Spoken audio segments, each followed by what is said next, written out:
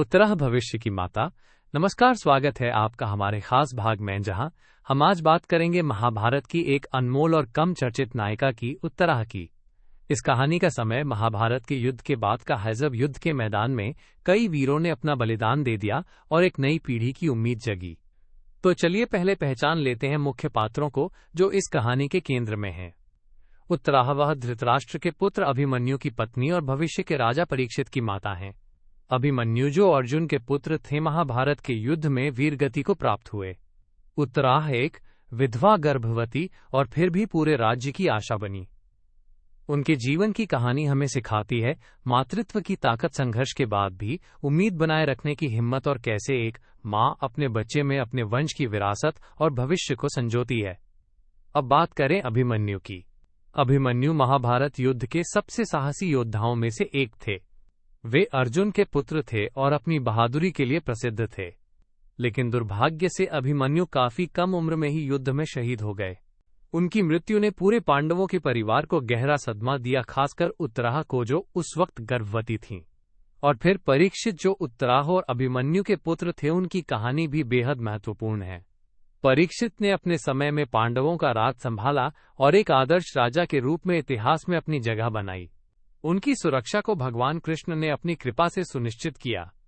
अब इस कहानी का मुख्य भाव यह है कि कैसे उत्तराह ने अपने व्यक्तिगत दुख और संकट के बावजूद अपने बेटे के लिए, अपने परिवार के लिए और पूरे राज्य के लिए एक मजबूत स्तंभ बनी।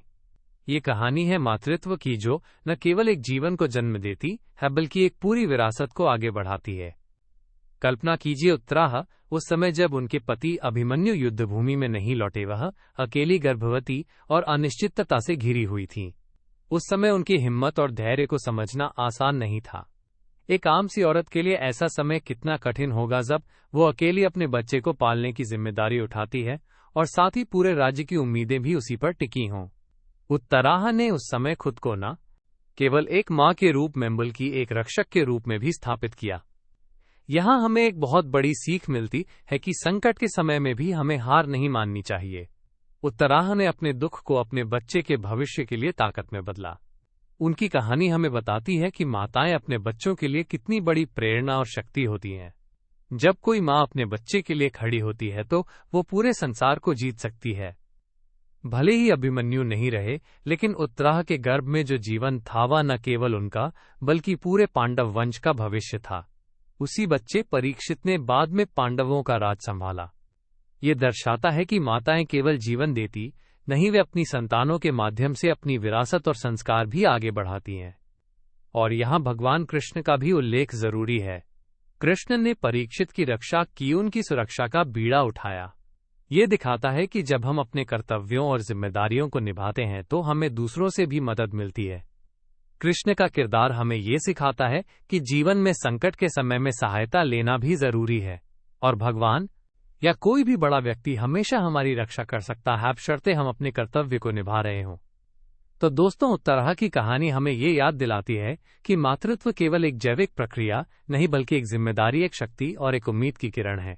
जीवन में जब भी हम कठिनाइयों का सामना करें तो उत्तराह की तरह धैर्य और साहस के साथ आगे बढ़ें, क्योंकि हर नए जीवन में एक नई शुरुआत, एक नई उम्मीद छिपी होती है।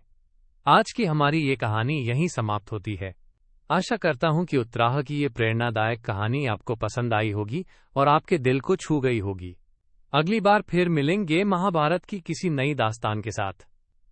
धन्यवाद, सुनते रहिए और सीखते रहिए। नमस्कार।